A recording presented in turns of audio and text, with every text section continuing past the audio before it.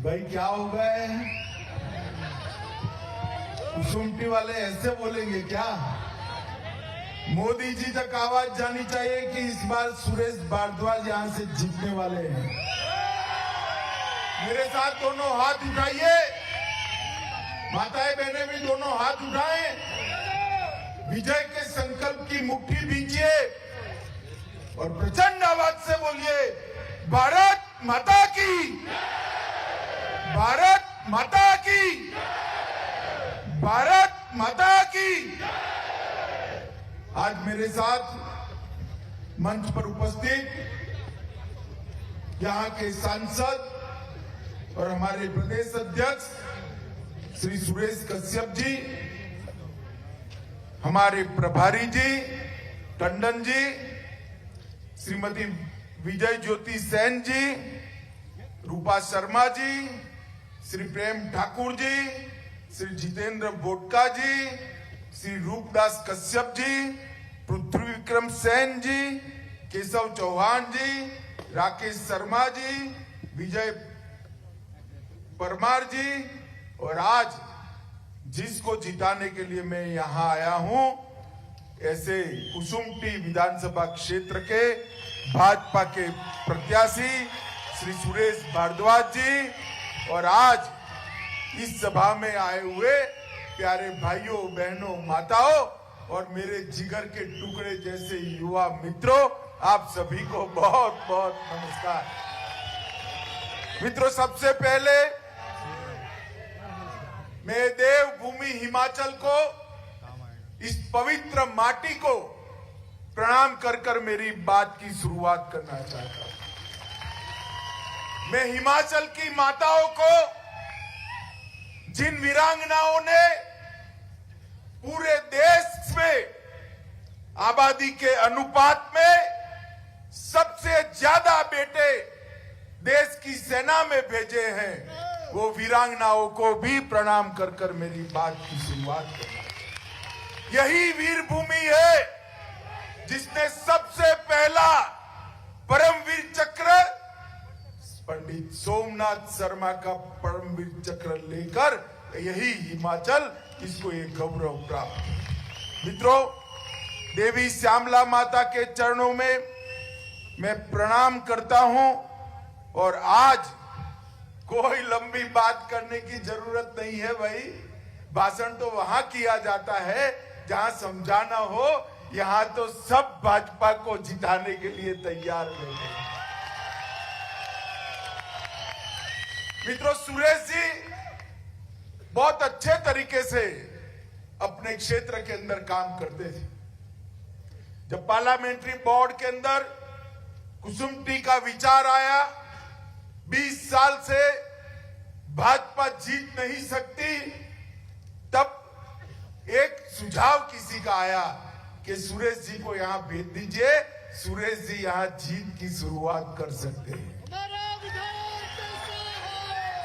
फिर सुरेश जी को मेरी उपस्थिति में अध्यक्ष जी ने फोन लगाया और पूछा, सुरेश जी ने फट से भाजपा कार्यकर्ता के संस्कार को प्रदर्शित करते हुए कहा कि अध्यक्ष जी, मुझे जहां भेजिए वहां से मैं चुनाव लड़ूंगा।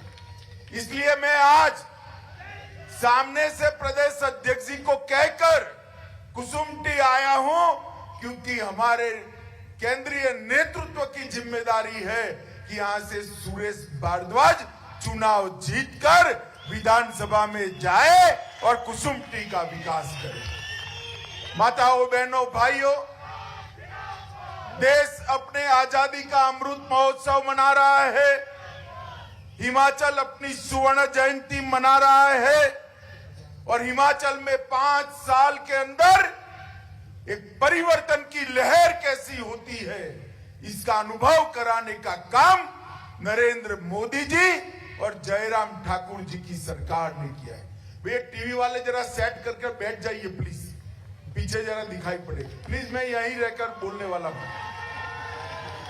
ये परिवर्तन को हमने जमीन पर उतारने का काम किया है, और मित्रों, ये डबल इंजन सरकार ने ढेर सारे काम ऐसे किए हैं जो 50 साल से कोई नहीं कर पाए। माताओं, भाइयों, बहनों, वो कामों की सूची थोड़ी कश्यप जी ने समझाई है, थोड़ी भारद्वाज जी ने भी समझाई है, मैं बाद में बात करूंगा। मगर मैं एक बात करना है, भाजपा का मुकाबला कांग्रेस पार्टी से। कांग्रेस पार्टी में मां बेटे के अलावे कुछ बचा है क्या? बचा है? अरे भाई, सिर्फ दिल्ली में नहीं, यहां पर भी मां बेटे के अलावे कुछ नहीं बचा है। ये कांग्रेस पार्टी, ये वीर भूमि देव भूमि का विकास नहीं कर सकती है। मित्रों, लगातार 20 सालों से यहां विधायक रहे, कांग्रेस पार्टी के रहे, मगर कुसुमटी का विकास नहीं कर पाए। माताओं, भाइयों, बहनों, मोदी जी ने इस देश को सम्मान दिलाने के लिए, इस देश का गौरव दुनिया में बढ़ाने के लिए, भारत के प्रभाव को दुनिया में पहुंचाने के लिए 8 साल में जो कांग्रेस पार्टी 60 साल तक नहीं कर सकी, वो नरेंद्र मोदी जी ने 8 साल में कर दिखाया। मित्रों, मुझे आप बताइए, किसी को भी भरोसा था कि हमारे जीवन में हम राम मंदिर देख पाएंगे? किसी को भी भरोसा था क्या? बाबर ने तोड़ा हुआ राम मंदिर, इतने सालों से लाखों लोगों ने जीवन का बलिदान दिया, मगर वो बनने नहीं देती थी कांग्रेस पार्टी।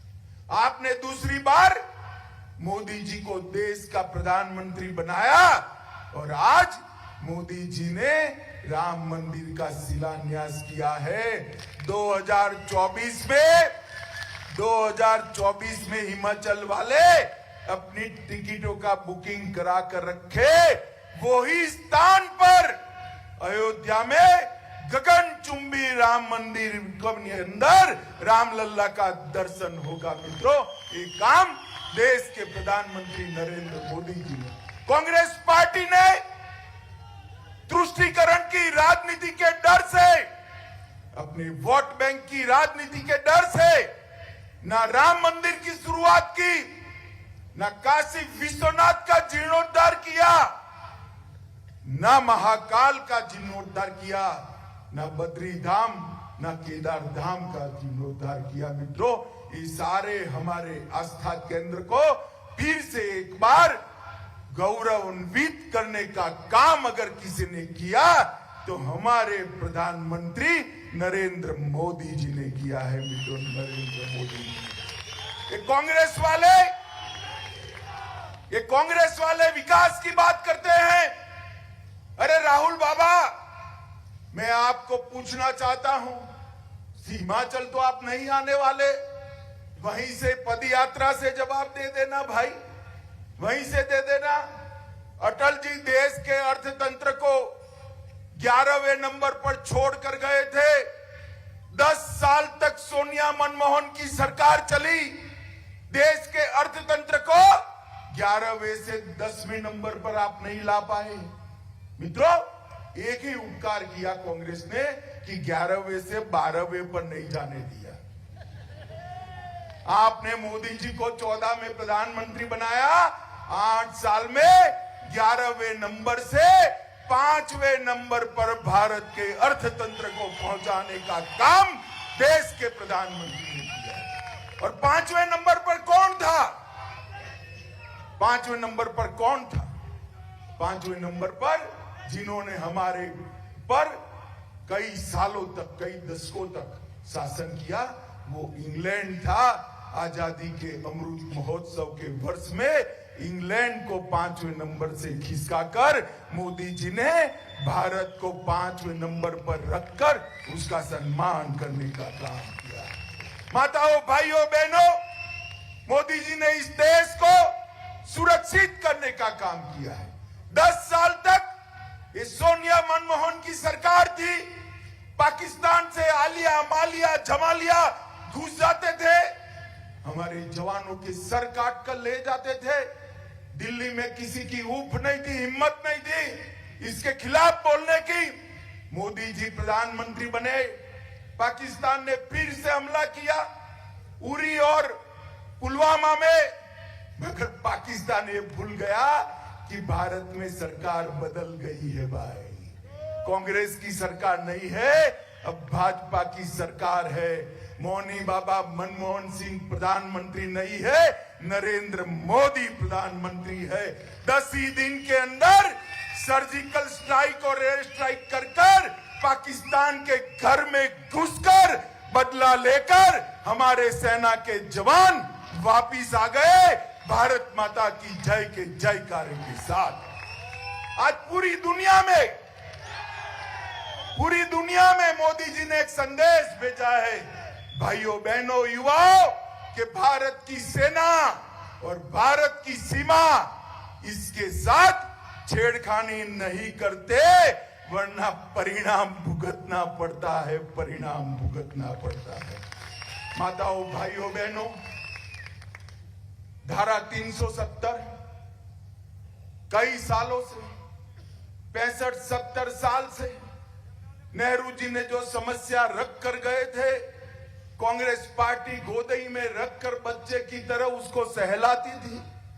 ना जाने क्यों धारा 370 जो हमारे संविधान निर्माताओं ने कहा था कि ये टेम्पररी है, इसको हटाते नहीं थे।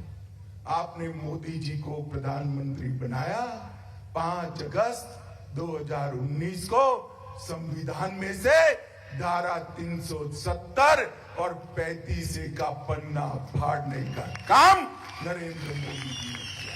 ये कांग्रेस वाले, ये सपा बसपा कम्युनिस्ट कांग्रेस सारे के सारे कहते थे खून की नदियां बह जाएगी। अरे राहुल बाबा, खून की नदियां छोड़ो, किसी की कंकर चलाने की भी हिम्मत नहीं हुई है, कंकर चलाने की। आज हमारा कश्मीर भारत माता का मुकुटमणि लोकतांत्रिक तरीके से विकास के रास्ते पर आगे बढ़ चुका है। धारा 370 समाप्त हो गई है। हम भाजपा जनसंघ के कार्यकर्ता कहते थे, जहां हुए बलिदान मुखर्जी, वो कश्मीर हमारा है। और आज पूरे देश के लोग गर्व के साथ कहते हैं, जहां हुए बलिदान मुखर्जी, वो कश्मीर ये नरेंद्र मोदी जी ने किया है। कोरोना का संकट आया, दुनिया भर के अंदर कोरोना के संकट में भारत कैसे लड़ेगा, ये सवाल उठते थे। मोदी जी ने पूरी जनता को साथ में लिया, इरिस्पेक्टिव ऑफ पॉलिटिकल पार्टी, सभी राजनीतिक दलों की सरकारों को साथ में लिया। भाई मुझे बताओ कुसुम्पटी वालों, सबका टीका हुआ है ना? जरा हाथ ऊपर करो तो। हुआ है? सबका हो गया है? किसी को 25 पैसा भी चारानी भी देनी पड़ी है क्या? सरकार ने कॉफी पिलाकर टीका लगाया ना? पूरे देश में 130 करोड़ के लोग, चाहे धनवान हो चाहे गरीब हो, सबको मुफ्त में टीका लगाने का काम इस देश के प्रधानमंत्री नरेंद्र मोदी ने किया है। मित्रों, नरेंद्र मोदी,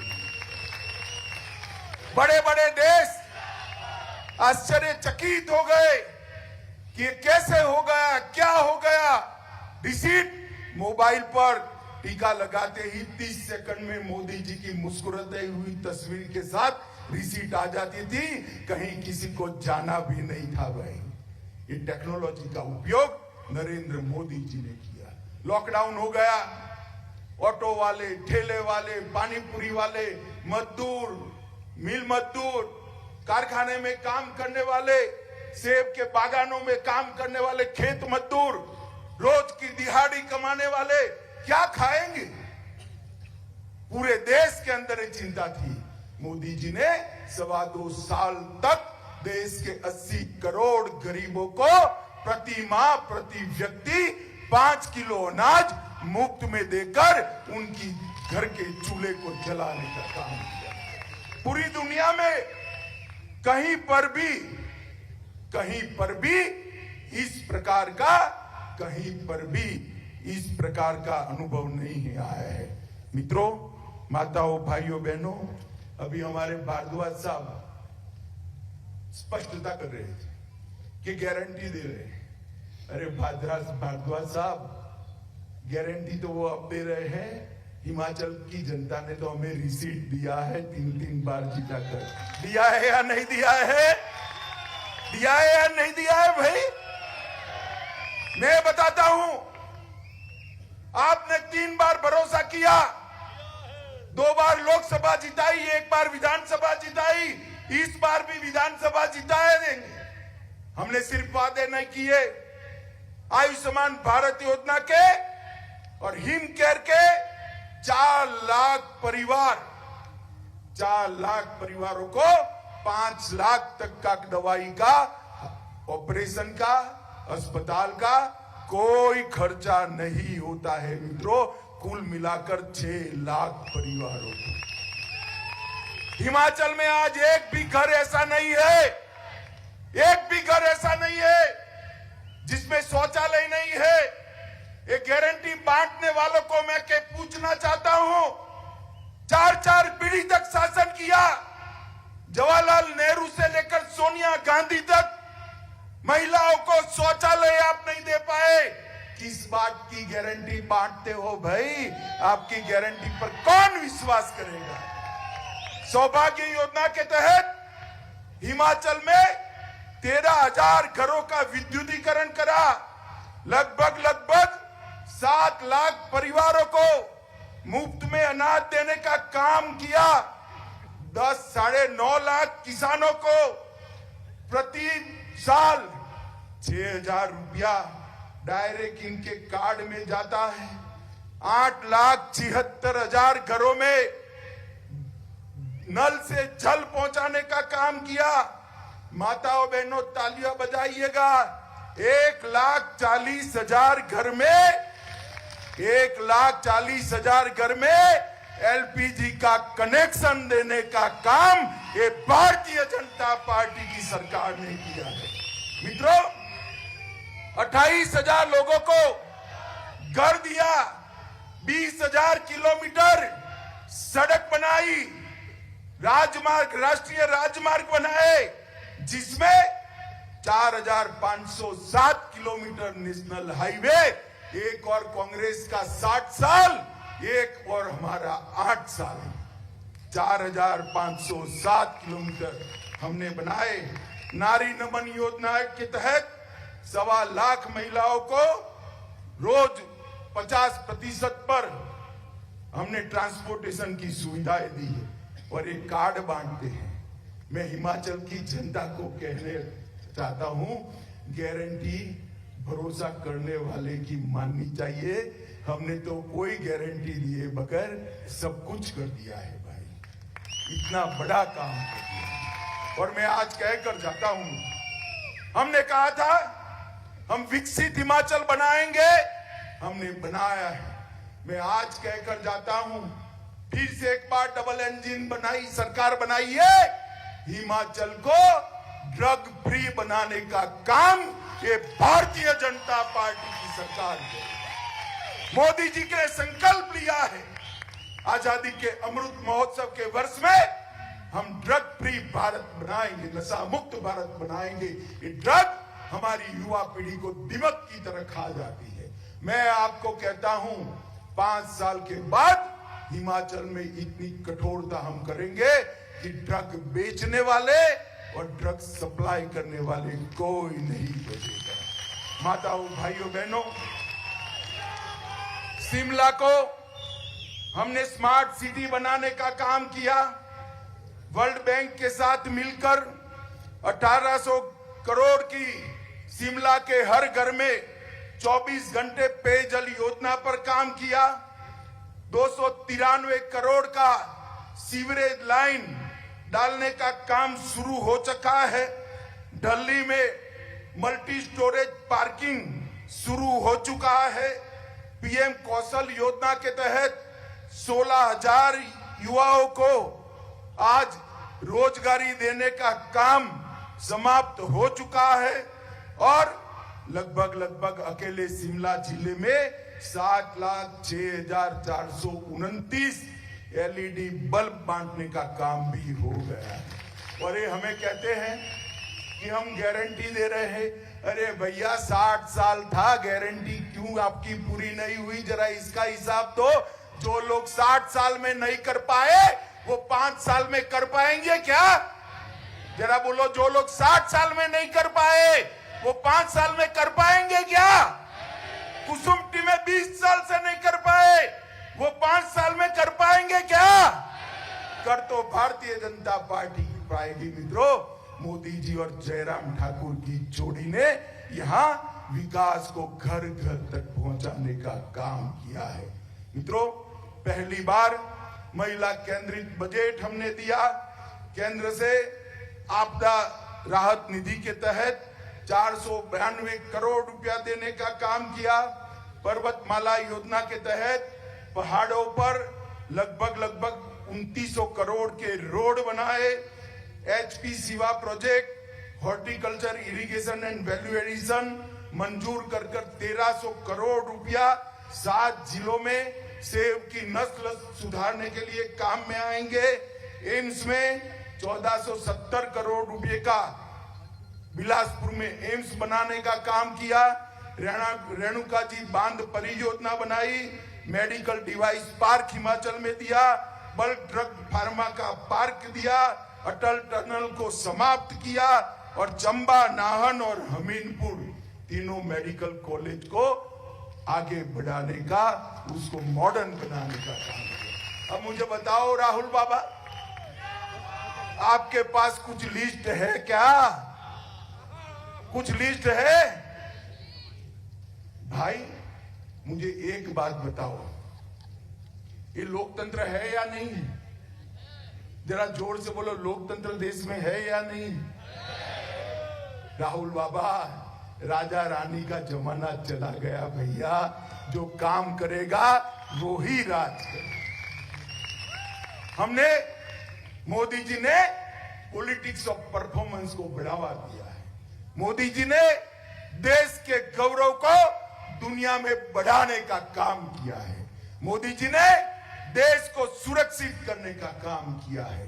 मोदी जी ने अर्थतंत्र को आगे बढ़ाने का काम किया है।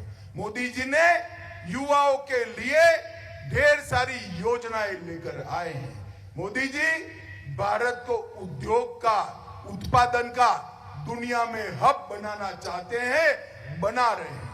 मोदी जी ने महिलाओं के विकास के लिए, दलितों के विकास के लिए ढेर सारी योजनाएं लाए हैं।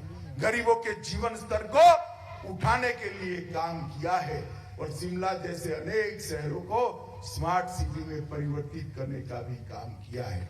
माताओं, भाइयों, बहनों, आज मैं कुसुम्टी वालों को एक ही बात करने आया हूं। शिमला में, हिमाचल में सरकार तो बनने वाली है भारतीय जनता पार्टी की, निश्चित बनेगी। मेरी बात याद रखना, प्रचंड बहुमत के साथ बनेगी। अरे जल्दबाजी में ताली मत बताओ भाई, जल्दबाजी में ताली मत, आपका काम तो बाकी है। सरकार तो बनने वाली है, मगर ये सरकार तभी समाप्त होती है जब कुसुम्टी में कमल खिलकर भारद्वाज जी को विधानसभा में आप भेजते हैं।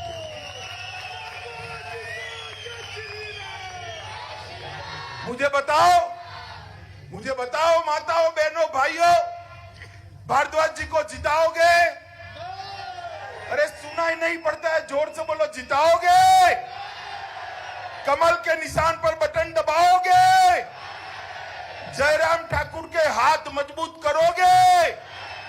मोदी जी के हाथ मजबूत करोगे? हमारे हिमाचल को डबल इंजन सरकार दोगे?